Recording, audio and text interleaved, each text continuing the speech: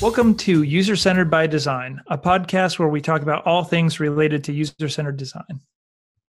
In this podcast, we focus on topics in the medical device development realm, but the principles we discuss can absolutely be applied to other industries as well.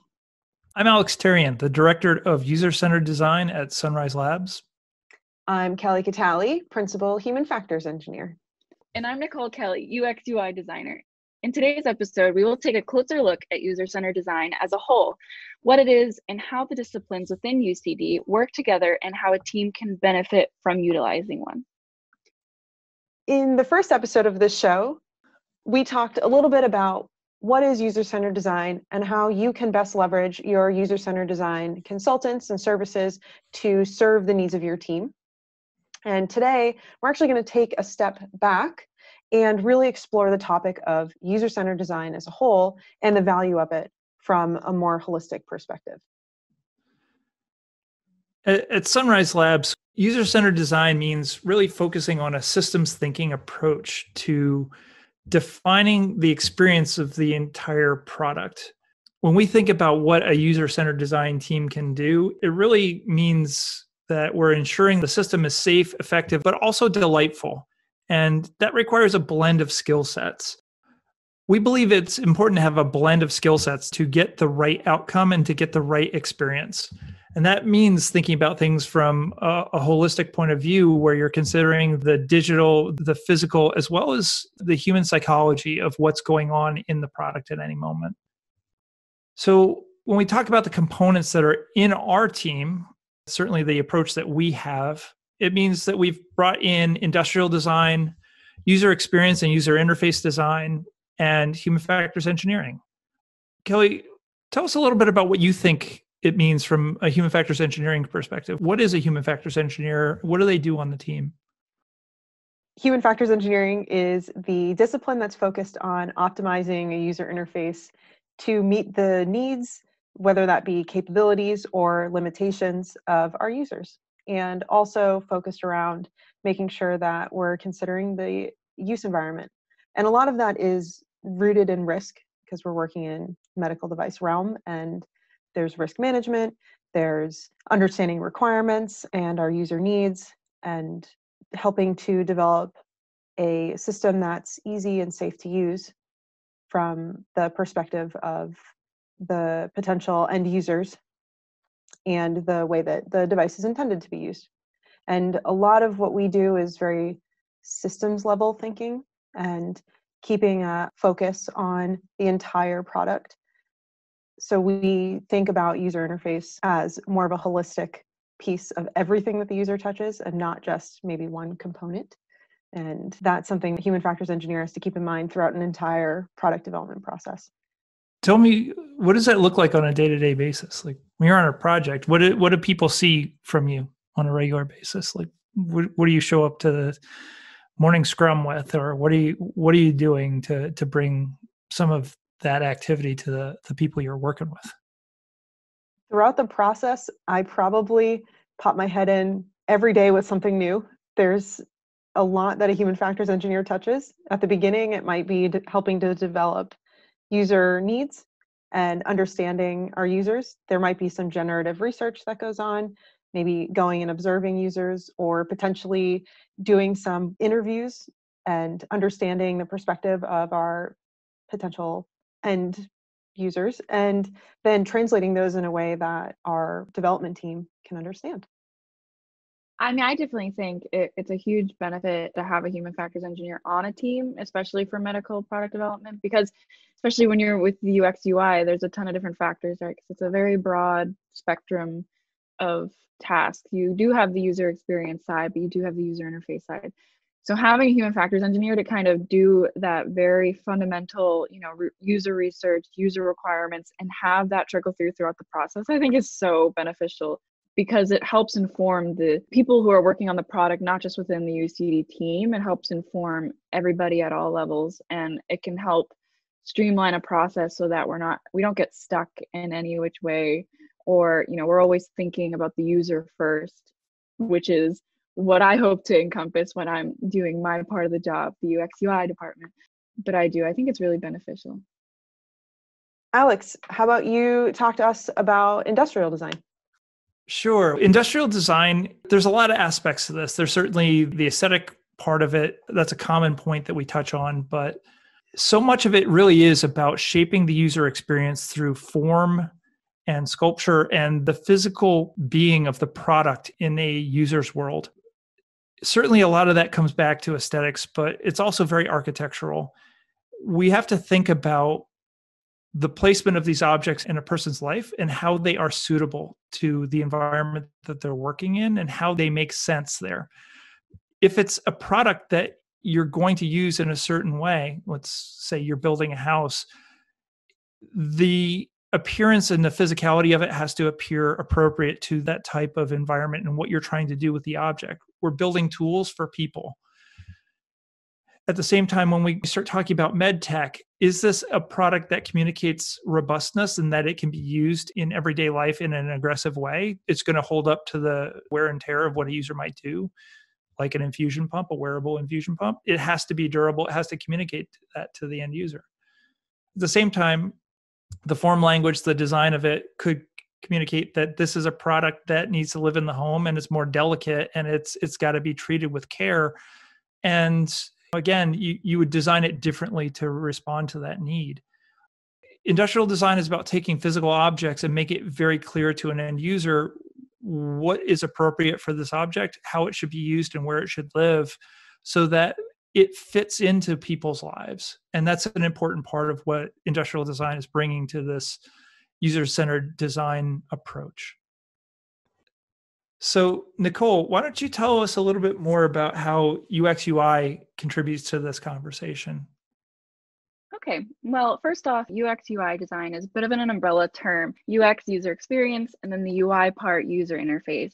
When you start thinking about them together and how they group, UX designers consider more of the why, what, and how to use the product. Why, the motivations and values the user may have, the what, functionality and features of the product, and then how, accessibility and the aesthetics. Normally within this space, definitely within medical device development too, it's a little bit different and can be categorized differently depending on what field you're in. UX design is definitely a big umbrella term with multiple things underneath it. The task can vary. You often have user research, creating personas, designing wireframes, interactive prototypes, and testing the designs, working with the other teams, especially human factors. Getting that information really helps a lot within the medical device realm. But user interface design is the other side of that team, which is also a crucial subset of UX. They both share the same end goal, which is to provide a positive experience for the user, right? So making sure that color theory typography is well integrated within the thought process, as well as the fundamental design approaches, such as the Gestalt principles, which will help gain a deeper insight into how users perceive and interpret what they are going to be interacting with every day and every part of their life. That really does tie up all ends of the spectrum within the realm of UX UI. So to make a long story short, they really can go over a multitude of segments within it, but it really does differ between company to company and place to place. Awesome. Great descriptions, both of you. You might be thinking, okay, well, now I know about the 3 disciplines that Sunrise uses in their user-centered design team. How does this actually relate to traditional engineering and the disciplines that you might know exist, and what value can we, the UCD team, provide to a project? We'll be covering all those different topics today, but let's first talk about the relationship to the traditional engineering disciplines. We as a team talk about this often and use this terminology when we're talking with our cohorts in the Sunrise Engineering company as a whole. I'll start first saying that human factors engineering is really closely mapped to systems engineering. We think about requirements and user needs that help inform requirements and our design inputs in general. And we really are system level thinkers. Really, the whole UCD team is system level thinkers. And for us, human factors engineering, creating that project plan and thinking about testing is closely integrated with a lot of the same type of documentation and work that our systems engineers do. As we think about some of the peer-to-peer relationships, industrial design and mechanical engineering generally are understood to go hand in hand. And when you think about that relationship, industrial design tends to bring a lot of the functionality of a device to the forefront and try and celebrate it and feature it in the design of the product. It helps users to understand what the function of the device is and how they might interact with it in a way that works for them. There's other parts of it too in the craft of industrial design. There's working within the constraints of manufacturing. Done well, it really elevates the manufacturing process to something that is beautiful and something that a user desires and wants to have in their life as a product. And it a lot of times can feel like it's sort of the jewel of what they carry on them or carry into their lives. As someone who's not a designer, I see UX UI as mapping to software engineering, maybe just for the most obvious part, which is that the designer is helping inform what's going to be implemented by the software engineers. But I'm sure there are other pieces that are actually really much more fundamental or more important that help make that mapping even stronger. When I think of the engineering equivalents for UX UI, I would definitely think of software engineering, because definitely we work hand in hand and benefit from each other in the same way, especially the UX part of UX UI, because a lot of the engineers at the beginning need to understand the user requirements and user needs, which kind of goes into human factors and again goes back to the systems level thinking, where the user is always the most crucial part of a project or product. That's the UX part of it. The user interface side of things is more of user facing. So you still need to do all of that back end research to make sure it supports the UI at the end when the user is actually interacting, visually, physically with that product. But when you talk about the user experience and the user interface, there's also the hardware end of the spectrum and the physical form of the product itself. It's interesting because a lot of times industrial design can be treated pretty reductively. So now we're at the aesthetics of the product. We've done all this, we've done all that, and now it's time to apply the aesthetics. And there's certainly an approach and there's work like that can be done, but design is so much more effective when we're working from the DNA level upward, that the product is designed and architected to reflect the way the user will interact with it and the way that it will interact with the world around it and the context of use. I mean, that's part of the richness of the way our team works. And one of the reasons why I like the way our team works is because no one can do any one thing, right? Kelly, having you bring the intelligence to the field for us so that we're understanding the context of use in a meaningful way and bringing a laser focus to the generative research and being deep in the problem space so we can fall in love with the problem space before we start committing to solution ideas. It's really tough when you're in the side of product development where you're conceiving it and creating and generating ideas to not immediately start converting from investigating the problem space into the solution space. And I find in my own creative process, there's all sorts of different designers out there. I happen to be what I am unapologetically. If I'm in the research mode, I have to commit to being in the research mode. I can't be doing both at the same time. So I find that if I'm trying to cover both research and design, I commit all sorts of sins of starting to get into solutions to problems before really understanding the problems. And it's something that having it a bit more separated in terms of roles and being in a support role when we're doing the generative research and really trying to understand things, but having somebody like yourself in there to help define it better and make sure that we're falling in love with problems before we start falling in love with solutions is such a key thing. And then it helps to then be able to translate that into physical experiences. What is the product and how does it reflect that? It's easy to just take a box and try and apply aesthetics to it. It's so much harder to start to try and pull through these abstract thoughts into something physical. And that translational exercise is really where I like the interplay between a holistic experience with what Nicole is bringing to the table from the UX UI side, and there's sort of the UX ID side. It's sort of an interesting way of thinking about it. There's the user experience of the physical device too, but we have to work collaboratively for a holistic picture of what we're trying to achieve. I like having a bigger team with deeper focus in each of these areas, and that we're so intermingled and practicing together. That was very well put. I can appreciate that, obviously, in the position that I am, working with both of you and your experience and really deep knowledge about how to use your craft to improve the way that someone uses the product. I think a lot of people who don't understand that and aren't immersed in that kind of interaction in a day-to-day basis think of design, whether it be industrial design or UX UI design, as make it pretty. And we often have to remind people that there's a lot more depth into what you guys do. You really did describe it well. So I'm glad, because I think a lot of people could learn to appreciate the craft more than just the surface level that it might look like at the end of the day. I think that's the common thing that people get caught up on, right? Because we do, at the end of the day, look at things. We touch things. If it's a seamless experience, there's no problems. That means we've done a good job. I think there's that instance of, if you are not thinking that there's a problem with something you're interacting, if you look at it and it's just a nice screen, it's a pretty screen, it's a pretty product or a well-designed product, that means you did a good job. What they don't sometimes always see is it's definitely work to get there. You definitely need to do all this preliminary research, and you have to ask the questions, and you have to ask the hard questions. You have to ask why, or think about all the problems that could happen within that before you can get to what we call the surface phase of what could look like that pretty picture.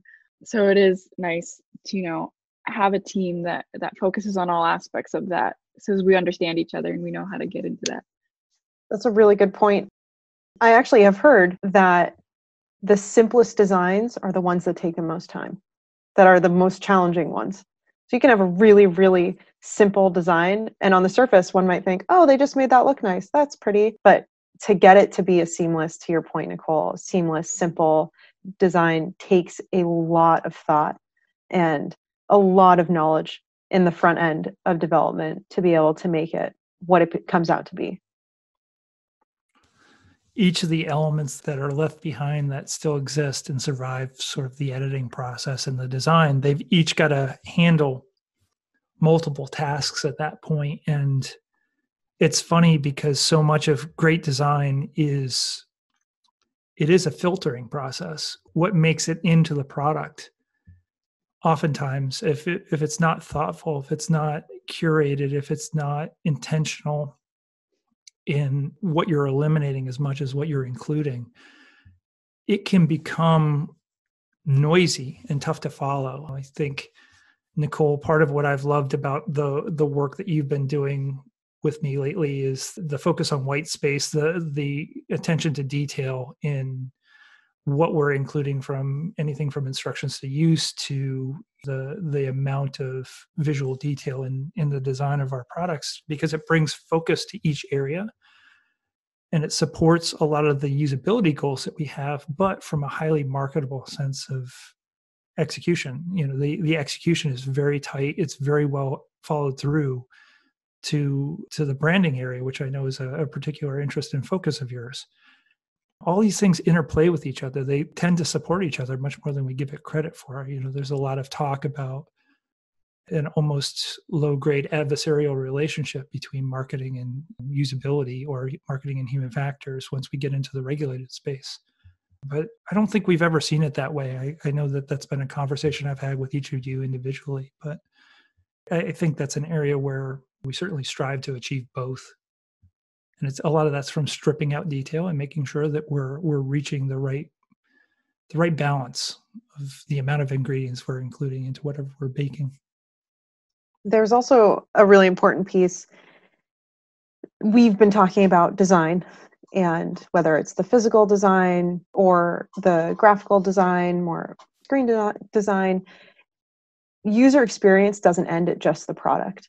And that's where a team that's integrated, that has all of their design focused, user-centered disciplines working in tandem can benefit a lot because we're thinking about the full experience, which includes using the product, but it might also include any sort of instructions that come with the product or packaging that comes with the product. And how does the branding align with all of those elements? And on top of that, how does training affect the way that someone uses it? And a team that's functioning well and is working in a way that considers all the disciplines simultaneously and is communicating well should be able to tackle that experience as a whole and think holistically of how the person at the end of the day is going to feel when immersed in whatever the full embodiment of the experience is. I think there's a huge importance for cross-functionality within a company or even within a product that you're helping design, as in our place sometimes, when we take on products. But I think that's a huge play into, having that cross-functionality can help with like fast transfer of information. It really helps quicken our testing, if we need to do something on the UX UI side, if there are findings from a usability study that Kelly's been doing, I can quickly take that feedback within the team because we're so cross-functional and be able to rapidly produce a alteration to my design to then quickly test it for another thing. There's a lot of benefits from having the three of us in a team because we really do benefit from mostly all of our team. Some in other companies may not, but in our team, we definitely do have that whole systems level thinking where we're always thinking about the user. We're always thinking, how will this affect them and how will they interact with it? And I think that's very important within medtech especially. It's tough to separate out the ingredients to a successful product. It's certainly an integrated team approach within a user-centered design group. And that's part of why I like the design of our team. It's really difficult to be successful if human factors engineering doesn't understand the intention of why something was designed a certain way. It could be misaligned in the testing. It could be misaligned in the intention. It could be misaligned in the understanding of what human capabilities are. There's so many different permutations of how that could lead to a systemic failure of what the product might become from either side. And the integration means that there's less over the wall. Over the wall is kind of the death of a great product in my experience. And having an industrial design team that operates separately and in a silo from UX, UI, and the digital experience of a product, or the focus on the controls and user interface. Also, from either design speciality within our team, how those integrate with human factors engineering. If you get separated there, you're going to be set up for structural and systemic failure.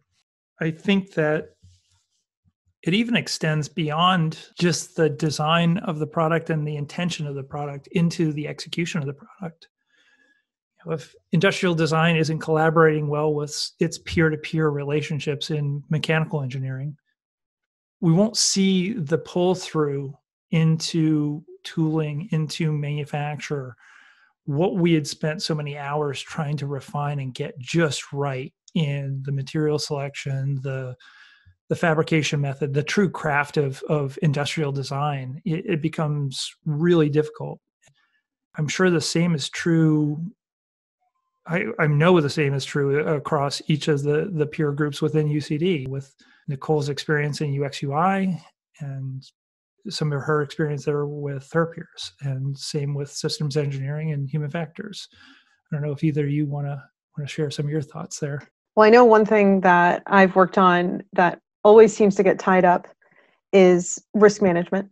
And being a medical device product that we might be working on, just med tech in general, we are risk driven. That's the nature of the work that we do. And there is a special type of risk management process that is done to identify use errors and characterize use-related risk for a product. And the mitigations that have to be put in place in the design of a product go beyond just design, just surface design that you might think of. It could be physical mitigations that are built into embedded hardware or into the design that a mechanical engineer might be working on. And the systems engineers really take that information as input to designing or defining their requirements. So I find that a lot of overlap that I've seen with our systems engineers is in defining requirements, understanding the architecture of a system so we can really characterize how we're going to mitigate risk, and then understanding how the risk falls in the whole profile of risk for an entire system. Because there's more than just use-related risk, of course. There's all the mechanical risks and electrical risks and maybe biohazard risks, whatever the system is. But there's definitely a tie to systems engineering in a lot of different ways. Even just if you think of it from the end goal being that we have to run, assuming the risk demands it, we have to run a validation study at the end. And that is part of V&V, right? Verification and validation. Human factors validation has to fit in there as well.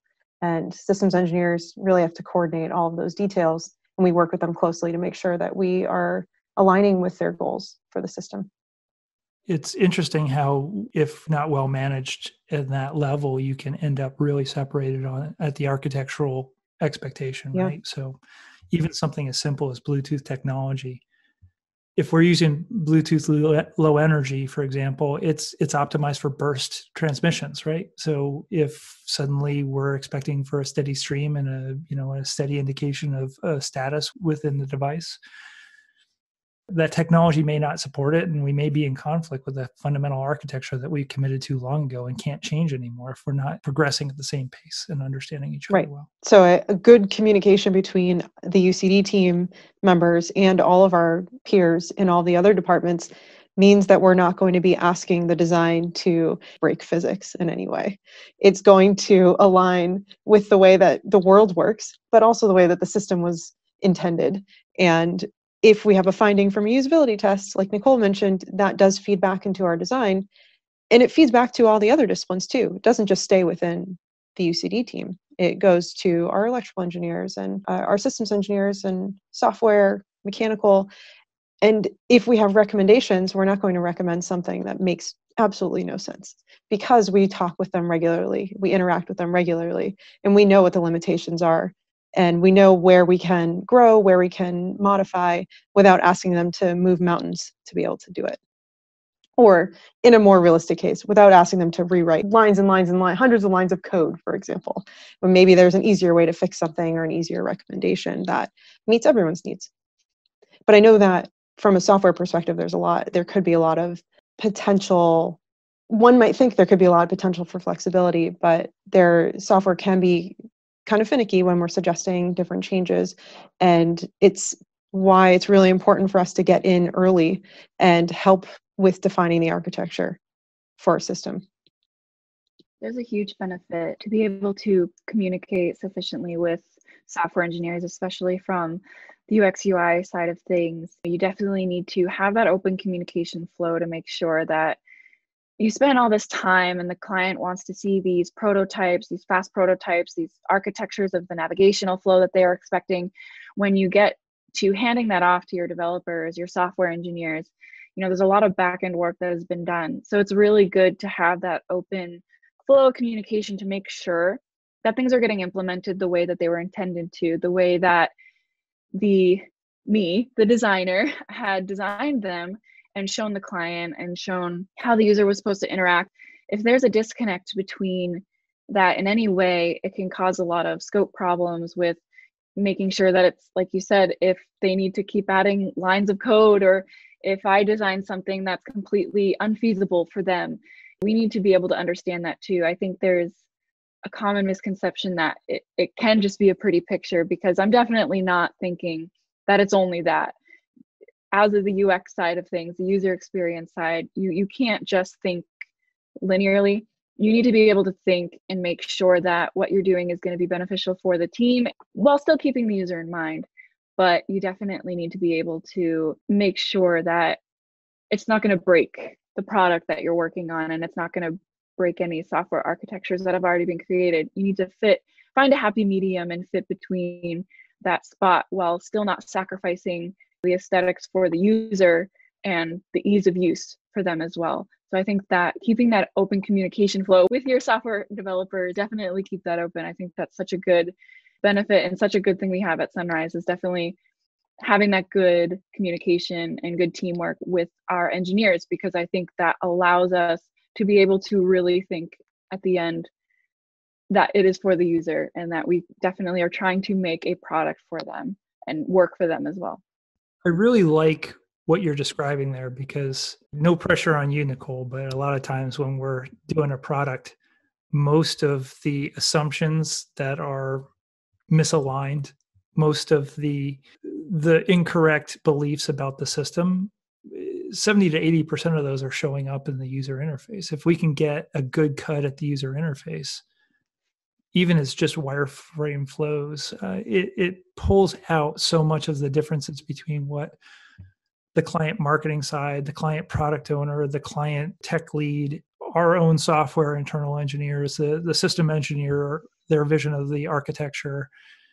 All the best ideas are great until you have the first prototype where everything just gets punched in the jaw. And there's a certain amount of, if we can build a prototype of it quickly, we're going to fail faster. And so much of that comes out of the prototyping that you do in a system. And I love that about how we can operate at speed, and how much the healthy dynamic that we have with our software engineering team is coming to the front in those situations, because they're looking to you and they're looking to our department for help to kind of bring to reality, bring to a full experience everything that we've been talking about at a level that we can figure out how your version of it and the product owner's version of it and the software version of it, where the gaps are, so we can rationalize between them and come to the right answer. Yeah, definitely connecting the broader development team with user experience is such a benefit. You're creating an environment where you're building empathy for the clinician and the patient. And I think that's so huge, because then it helps set the tone for the engineering design decisions that may be made prior to kickoff, even in some instances. But there's literally the product we're working on, right? And I feel like what we're doing right now on this project we're working on, it's really helping set the stage for the electrical engineers and the software engineers, because we need to think about where this person is going to be using this device and how they're going to be carrying it around or holding it or using it. And I think making empathy with the patient on that side, the user who's going to be using the device every day, making sure the whole team is aware of that is so beneficial, because then it helps make sure that everything works, as we've said before, at a systems level approach, and we're not forgetting any part of it. We're really making sure that the experience that the user is having is pleasant. We're making sure that we're not missing anything, so that we're making just the best product that we can for that user's need. There's a certain amount of transactions between the medical device and the patient, right? So the patient obviously wants to get well. The device is there to help them achieve that goal, but there's a transaction there. How much you're able to help their health outcome is a direct correlation to how much you can ask of them to feed and care for your device. And referencing the project that we're on right now, so much of this, we just kicked this off, is about focusing on how much we're asking versus how much we're giving, and really making it clear to the technical side about what that transaction balance is netting out right now, and where that means we have less flexibility in some of the requirements that we're forecasting. So size, weight, portability of things. Okay, some of these goals are pretty challenging for getting the technology to fit a certain size and scale and appropriateness for the individual wearing and carrying it. Some of that is pretty set in stone, if not needs to be more aggressive based on what we know of the transaction that we're forecasting. I see a ton in there about how we're helping the engineers to understand what are the most pressing problems up front and how far to go after them. And I appreciate that about what we're getting to do here. It's a fun part of the process that's very healthy.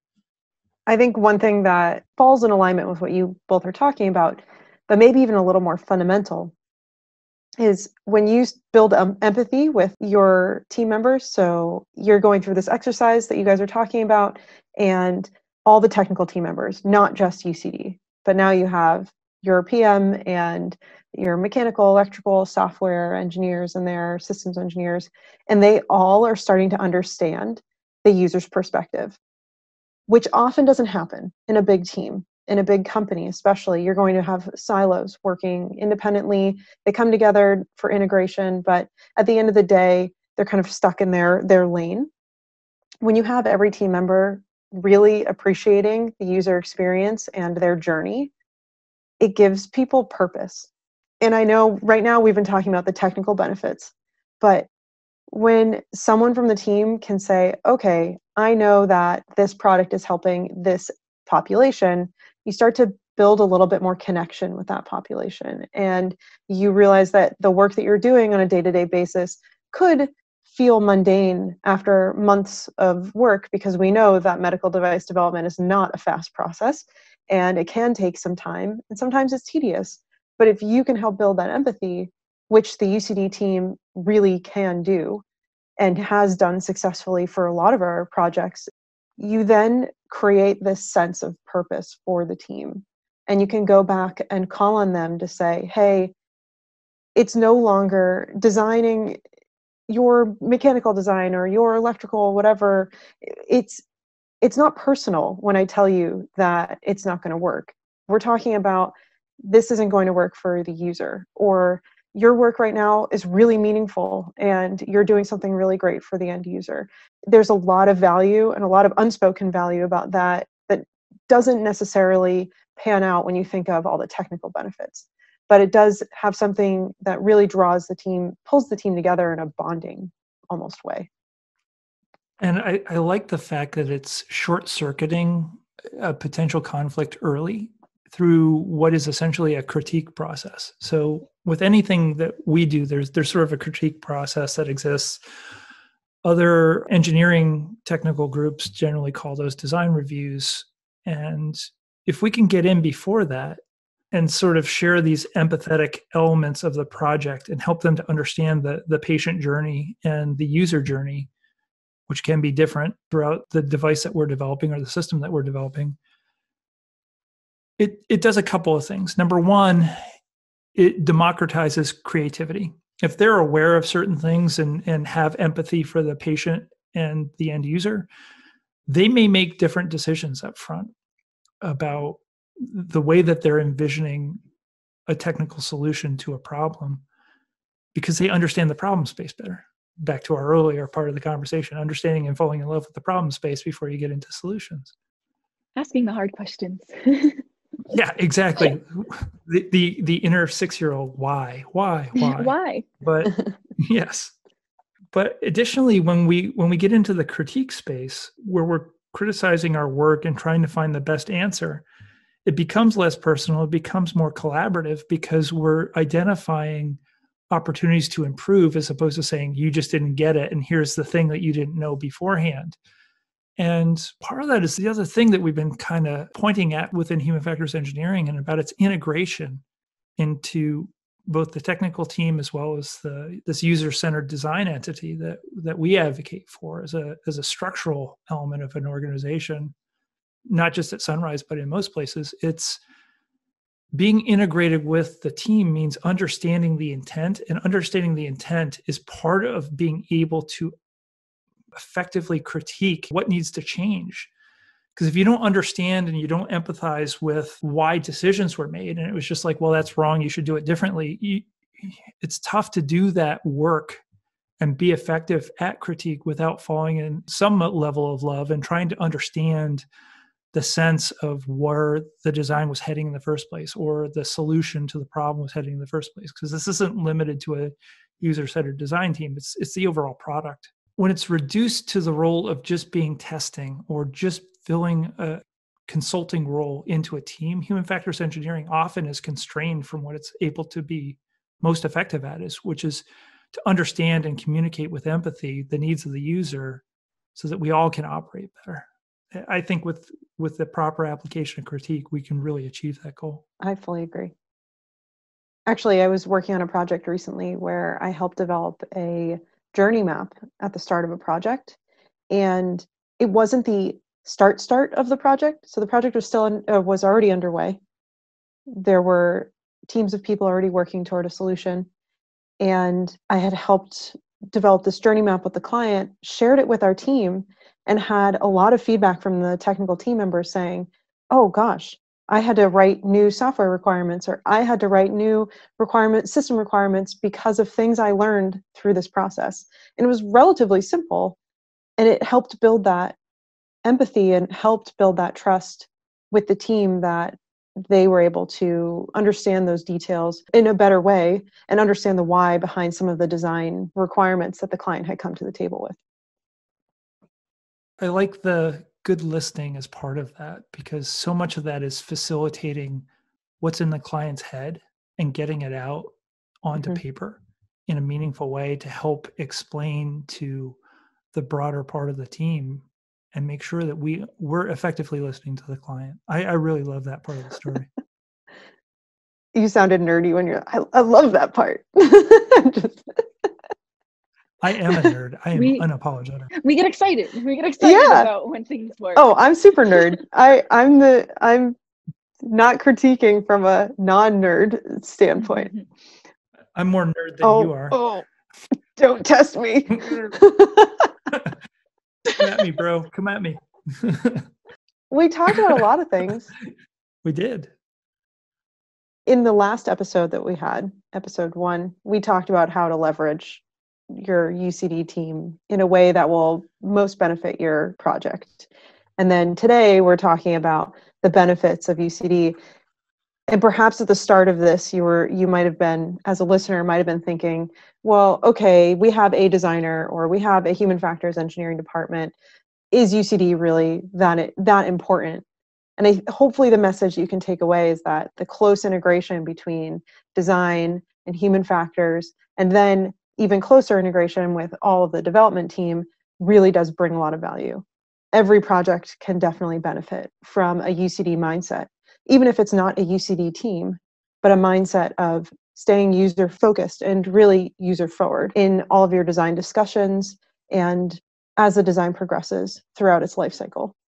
I really like that. The scalability of this idea is integration early and integration at the start. If you have one designer, great, bring them in at the start and have them work with the team all the way through it. And start conversationally. When you have a single designer within a larger organization, sometimes there's some scaling issues about how to consume and how to mature your ability to leverage design as a skill set. Same with human factors engineering when I talk about design broadly, because this is about user-centered design work. Integrating them early means that we're thinking from a systematic and architectural standpoint about the integration of the user and their influence on the system at the get-go, at the DNA level. If we're dealing with it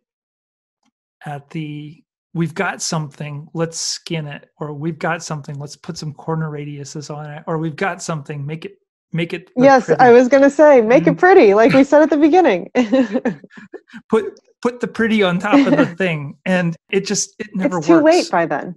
Too late. I think the takeaway there is, I don't think you're going to get what you want out of it. People have these aspirations and these visions in their heads of what design can bring to the table. And even if it is putting pretty into the picture, not addressing that at the fundamental level means that you're not going to get the outcome that you want. It really does come down to, maybe we can put some really nice corner radii on here and it's going to be an Apple product. That's not it. There's so much, like we talked about at the start of the program. It's about the restraint and the editing process that goes into what goes in and what comes out and what makes it through the filtering. It's tough to achieve that if you're not integrating with your design resources early enough, be it a human factors engineer who's going to set you up with an architecture and a mental model of how this product will work for your end user, so you can execute that throughout whatever technical team you're applying to the problem, or a hardware industrial designer who is focused on how the form gets developed to reflect what the user's environment is and how the physical product and the material choices and the interface to human comes about, or the software where we're thinking through the workflows, we're thinking through what is an appropriate aesthetic, we're thinking through how we take interactions off the table so a user doesn't even have to worry about it, and eliminate elements of care and support that the user may have to do for a software system. All of that comes into play when you start thinking at the DNA level. I'm super excited about all the stuff we talked about today. And I feel like anyone listening could hear the passion in our voice, which comes from understanding and appreciating our users and designing with them in mind, which is being user-centered design, or user-centered by design. That wraps us up. I think it does wrap us up. I think we've got another episode that we'll start working on soon. This is number 2 in the can, so that's exciting, and we have more coming. We enjoyed this conversation. I hope you all did too, and we'll catch you next time. Thank you, everyone.